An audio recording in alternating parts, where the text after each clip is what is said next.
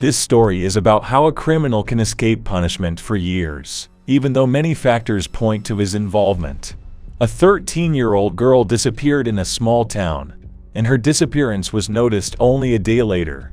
This case could not be solved for more than 10 years, and only in the summer of 2021 did it come closer to its denouement. In this video, we will tell you what happened to Hayley Dun. In December 2010, a popular high school cheerleader disappeared without a trace, leading to a frantic search in her hometown of Colorado City, Texas. But Hayley Dun's disappearance has always been shrouded in mystery, with many questions surrounding the circumstances surrounding when the incident occurred. Investigation Discovery's book, Still a Mystery: The Death of Innocence, highlights the search for Hayley that ended in tragedy years later. So let's find out more about what happened next. Colorado City is a typical small America, with an area of 14 square kilometers. Only 4,000 people lived in the city. At Christmas 2010, a New Year's atmosphere reigned in the city. Residents decorated their homes, participated in festive events, and had fun. 13-year-old Hayley Dun was no exception. For Christmas, she was given a new iPad, which she was incredibly happy about. Hayley lived with her mother Billy and her boyfriend Sean, as well as her older brother David. Her mother divorced her natural father, Clint, when the girl was 10 years old. But they never stopped communicating. The fact is that the father lived literally across the street from Hayley's house. That's why they saw each other almost every day. The girl was very close to her father and tried to spend time with him as often as possible. Relatives and friends described the girl as cheerful, and energetic. She was on her school's cheerleading team, participated in track and field, and played the saxophone. In addition, Hayley was on 3 sports teams. Christmas Day was December 26th, and the girl spent most of her time at her father's home and packing gifts. After that, she came home, played video games, and went to bed. The next day, her stepfather and mother went to work. Before leaving, Billy looked into her daughter's bedroom while she was still sleeping. Sean worked in another city, which was about half an hour away by car. According to him, that day he had an argument with his boss, as a result of which he was fired and left work just 10 minutes after arriving. After this, he went to his mother's house, spent some time there, and returned to Colorado City about 3 o'clock in the afternoon. In the evening, Sean went to pick Billy up from work. When they arrived home, Billy noticed that her daughter was not at home. Sean told her that during the day the girl came into his room and said that she was going to her father's house. After that, she planned to go to a friend and spend the night with her. Hayley often stayed overnight with friends, so her mother took this information calmly. In such small towns, there is often an illusion of safety, so parents are less worried that something might happen to their child. The next day, December 28th, Hayley never came home. Billy decided to call the parents of her friend, where her daughter was supposed to spend the night. However, they were not even aware that Hayley planned to spend the night at their house. She didn't show up there. It later turned out that the girl did not even go to her father's house. Then Billy became seriously worried and decided to ask the neighbors if they had seen her daughter. At about 2 o'clock in the afternoon, Billy contacted the police, but they decided to take the simplest route. The main version of the police was an escape from home, which initially harmed the investigation. Voluntary escape is not investigated to the same level as a missing minor. They searched Billy and Clint's houses and brought search dogs to the scene the next day. They followed Hayley's trail from her house to a local motel. It was very strange. None of the motel employees saw this girl. She was not caught on any security camera, and a full search of the building did not bring any results. Trained dogs pointed to the motel, but the girl apparently never appeared there. As soon as the news of Hayley's disappearance spread throughout the city, dozens of concerned people joined the search. Some inspected the area, others printed and distributed leaflets. And here we come to another strange moment. Clint, the girl's natural father, practically never left the streets. He looked into every corner, examined every possible secluded place, even looked into garbage containers. According to him, he simply could not sit at home and wait. Meanwhile, Billy and Sean were not so enthusiastic. The mother handed out leaflets, but refused to go around the neighborhood looking for her daughter.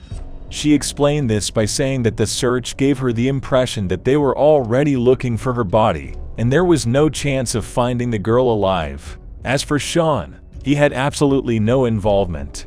But this is not the strangest thing. On December 31, 4 days after the girl went missing, Billy and Sean threw a New Year's party. Friends came to them. They listened to music, drank, and had fun. Such behavior on the part of a mother whose daughter disappeared without a trace seems simply absurd. On January 3rd, a week after Hayley disappeared, police finally officially reported her missing.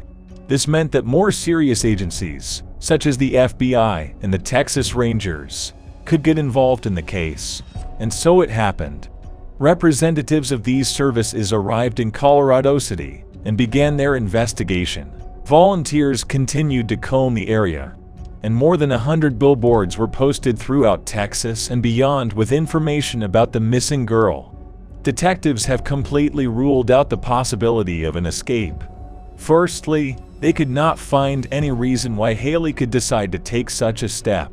The day before she disappeared, she was in great spirits, and the rest of the time the girl did not show any signs that could indicate a tendency to escape. Secondly, absolutely all of her things remained in the room. If the girl decided to run away, she should have taken at least something with her. Detectives quickly realized that they should take a closer look at Billy and Sean. Their passive attitude towards the search for the girl and the New Year's party made them seriously wonder whether they care about Hayley's fate. Detectives found that on December 27, the same day that Hayley allegedly stayed overnight with a friend, Sean and Billy withdrew $140 from their bank cards. They admitted that the money was used to purchase illegal substances, which the couple took that evening, taking advantage of the absence of children at home. On January 6, it became known that the police had interrogated Billy and Sean using a polygraph. The results were very interesting. Billy failed 2 attempts. Sean also failed 2 interrogations. After this, Billy suspected Sean that he might be involved in the disappearance of her daughter and demanded that he move out of her house. On January 12th, the police officially announced that Sean was being considered as a suspect. Several facts helped them come to this conclusion. Firstly, it became known that the couple's relationship was tense at times. During some, Sean threatened to kill Billy and her daughter. Secondly, among his belongings they found many sheets on which information about serial killers was printed.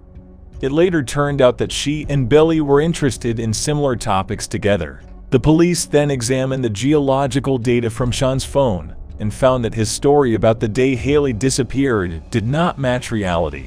He actually arrived at work, where he stayed for 10 minutes.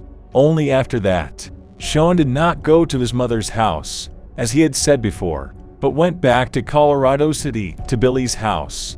Only after some time did he go to his mother's house. It is worth considering here that the police tracked the location of the phone through cell towers, the radius of which is several miles. Therefore, detectives could only roughly estimate where Sean could be. In addition to this, it turned out that he was not fired. He left on his own initiative. The man arrived at work, told his boss he was done, and headed back to Colorado City. After interviewing Hayley's friends and other acquaintances, detectives found even more eerie details. The girl repeatedly said that she was afraid of Sean. Hayley admitted to her best friend that she prefers to spend time on the streets among friends because she does not feel safe around Sean. She once told her grandmother that she often saw Sean standing in front of her bedroom door in the middle of the night. Every time she was afraid that he would come into the room. Soon the police became aware of Hayley's uncle's conversation with Sean. Discussing the girl's disappearance, her uncle said something like this: "I can't believe that someone would harm a child." Sean's answer was extremely strange. He said it was like killing a deer. With all this information in hand, detectives came to the conclusion that Hale lived in a dysfunctional family. Her mother and father often drank and used illegal substances and threw parties. Sean's behavior still seemed extremely suspicious, but there was no direct evidence against him. As a result, the police contacted the guardianship authorities, who decided to take Hayley's older brother. The police searched the house where Sean lived with Billy, as well as his mother's house. A huge discovery awaited them. They found more than 100,000 indecent images of minors on the removable storage device and hard drive. The police also seized his laptop, but apparently did not have time to examine its contents. Sean's father came to the station and demanded that the equipment be returned to his son. It is unknown for what reason, but the police did just that. However, this is not the most interesting thing. Sean received no punishment for the amount of prohibited material on his computers. On March 17, police went to Billy's house to ask Sean some questions. The woman opened the door and said that he was not at home. However, the police showed her a pre-prepared warrant and entered the premises, finding Sean hiding there. For hiding the suspect, Billy received 90 days in prison and a year of correctional time.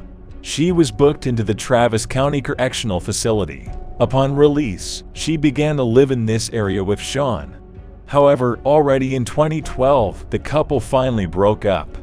Billy began to seriously think that Sean might be involved in her daughter's disappearance. Since then, the case has virtually died down. The police had no new evidence. Volunteers could not find any trace of the girl. That was until March 16, 2013, when a hiker discovered human remains near J. Batory's Lake in Scurry County. Experts conducted the necessary tests and found that the remains belonged to Hayley Dun. Her body was 20 miles from her home. Police have not released the cause of death, but sources say it may be due to blunt force trauma. After the discovery of the body, the investigation began to boil again. Authorities have offered a $15,000 reward for any information leading to the capture of the culprit. Their gaze turned again towards Sean, but nothing had changed since the girl's disappearance. The police simply did not have direct evidence against him, but they did have indirect evidence. The girl's case was found just a couple of miles from Sean's mother's house.